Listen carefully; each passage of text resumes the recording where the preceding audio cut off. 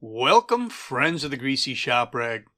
Today we're going to take a look at a Husqvarna 115iPT4 consumer grade battery powered pole saw. The customer complaint is that it doesn't work. He hits the power button and when he pulls the trigger he just gets a flashing warning light. Now there's a lot of reasons why this could happen. One of them being the battery being overheated. On a chainsaw, it might be because the chain brake is left on. On this unit, however, I found that the chain wouldn't turn. I couldn't get it to roll at all. It felt like something was binding. So I'm pulling the attachment end off of this pole saw right now. We'll get it on the bench here. The cutter end. Yeah, she's kind of locked up. I mean, they don't roll easy, but you should be able to move that chain. So this has kind of got a unique dual knob setup here. One's the tensioner and the other is the adjuster on them two knobs that were right there.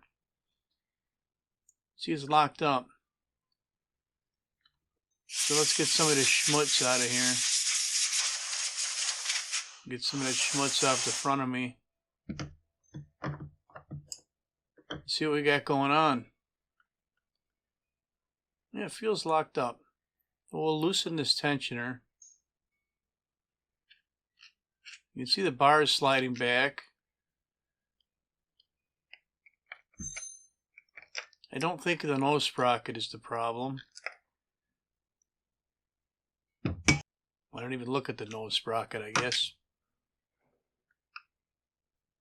But I'm going to grab something here and see if I can turn that spur gear.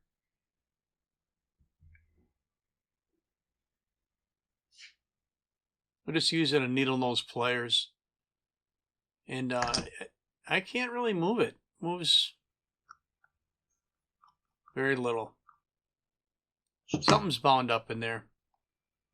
So there's an electric motor and a right angle drive with another big gear that turns that spur gear. So we're going to have to open this up and see what's going on. Now I have been in one of these before, but it's been a while. So if it looks like I'm hesitating at any point in this video, it's just me scratching my head because I don't remember how it came apart. But it's really no big deal. I mean, with any of these things, if you see a screw, back it out. You can always put it back where it belongs, right? I'm kind of overthinking it right now. You know, because there's a wire coming up that aluminum tube to the motor. You're not going to be able to just separate the orange part from the tube. You have to split the orange part in half. And there's just a series of small screws. And whether they did it on purpose or not, one of the screws is hidden. It's hidden behind this shiny metal plate. The chain guide plate, whatever you want to call it. It's hidden right behind there. Looks like that's going to be the last screw that has to come out. It's kind of breaking loose here at this end. Let's get a smaller Phillips screwdriver and back that plate off of there. Oh, looks like we grabbed the snap ring pliers first to remove the spur gear.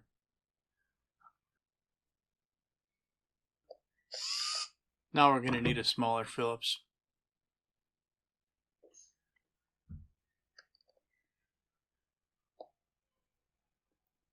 So these 40-volt batteries in the Husky lineup, you know, they fit pretty much everything in the lineup. It's been pretty popular for us. The consumer grade stuff is just that, not meant for professional use. The pro grade stuff holds up pretty darn good. So we got the plate off of there. There's our one hidden screw. And now we should be able to separate the two orange halves.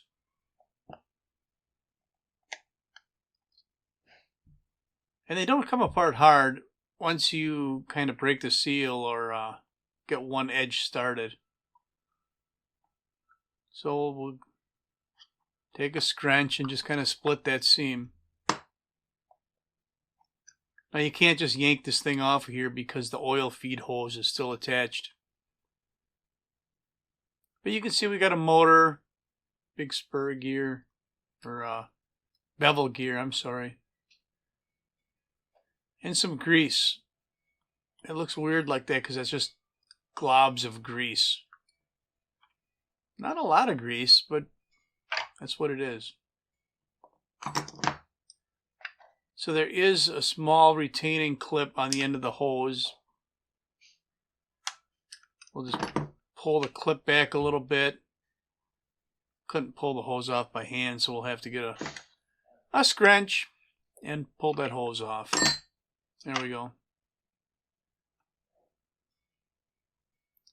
And I gotta add, if this thing looks like it's like really clean and new, it is.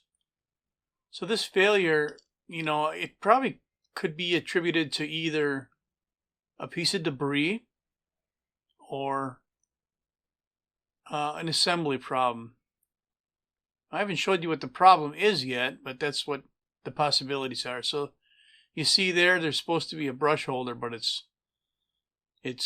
where it's supposed to be. But it's actually broke loose, and it's right there.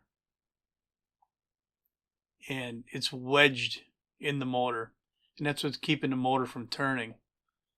You can see that loose stuff right there. That's all part of the brush holder. That's what it's supposed to look like right there. But what we actually have is brush holder that broke loose. So that's all I'm going to have for you on the Husqvarna 115iPT4 pole saw with a broken brush holder. Thanks for watching. Later.